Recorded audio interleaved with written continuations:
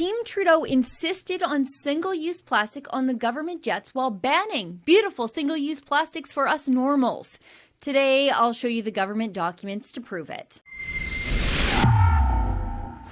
We have recently switched to drinking water bottles out of when we have water bottles out of a plastic, away from plastic towards paper, like drink box water bottles sort of things. There's a number of choices we can make as consumers that will do better, and every consumer needs to look at ways they can make smarter choices in their consumptions. I know it's petty, but I'm slightly, and I don't want to say obsessed, but entertained and severely interested in Justin Trudeau's garbage habits.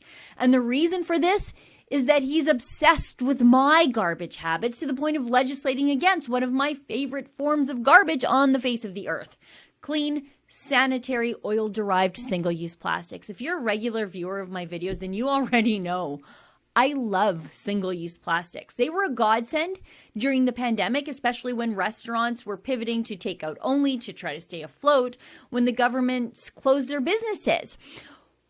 Single-use plastics were absolutely necessary in hospital applications. And when the girl at the grocery store finally didn't want to touch your disgusting reusable grocery bag, a lot of municipalities that had plastic bag bans went back to our old friend, the plastic bag, because it was clean.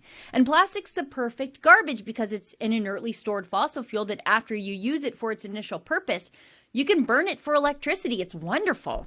Actually, that's what they do in Burnaby, British Columbia. The green anti-oil hippies don't seem to realize that when they're plugging in their iPhones into the wall to recharge them after a tough day on the job of virtue signaling tweets about just how bad Alberta pipelines are, well, some of that electricity is plastics garbage derived. And yet, Justin Trudeau, for some reason, actually I know the some reason, it's a proxy war on Alberta oil and gas, he's still running headlong into a single-use plastic ban, potentially eliminating thousands of Canadian jobs. And like so much of what Justin Trudeau talks about, like his fake feminism while he's running around groping and firing women, to his fight against climate change while jet setting all over the place, Trudeau's also a hypocrite on the plastics issue because no matter what he says publicly, even he knows that plastics are just so darn convenient.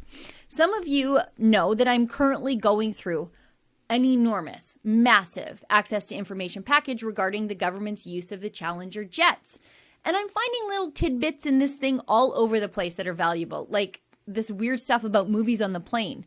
There were certain movies that Justin Trudeau could watch for himself, but he didn't want the Governor General to watch. It's weird stuff. Anyway, Trudeau's anti-plastic hypocrisy has popped up in these documents too. Remember the embarrassing, ill-fated trip to India where Bollywood actors remarked that Justin Trudeau was more Bollywood than they were with his over-the-top costumes and namasteing all over the country? Anyway, on that India trip, Team Trudeau insisted they use plastic water bottles on the plane because glass bottles, quote, take up too much space in the garbage.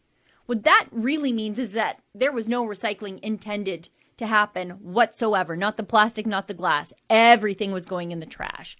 They just wanted the smallest, most compact thing to go in the trash, which is exactly how I would think. It's just shocking to see the Liberals thinking that practically. So when given the option between plastic that you can smush in your hand or under your foot, or glass or a drink box water bottle sort of thing, Justin Trudeau is more like old Sheila than he'd like to admit. For Rebel News, I'm Sheila Gunn-Reid. This little tidbit that I'm talking about today was found in a much larger access to information package on the government's use of the Challenger jets. This sort of investigation, while this one is fun, it's also very time-consuming, and we have research help and filing fees to account for, and we don't take a penny from Justin Trudeau. How could we investigate him if we did?